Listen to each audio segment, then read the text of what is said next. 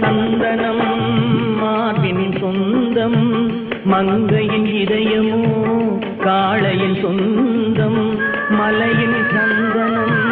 மார்பின் சொந்தம் மங்கையின் இதயமோ காளையின் சொந்தம் காலம் மாறினால் காதலும் மாறுமோ காலம் மாறினால் காதலும் மாறுமோ மாறாது இறைவன் ஆணை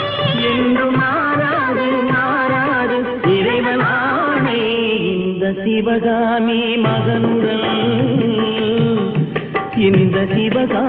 மகனுடன் சேர்ந்து நில்லடி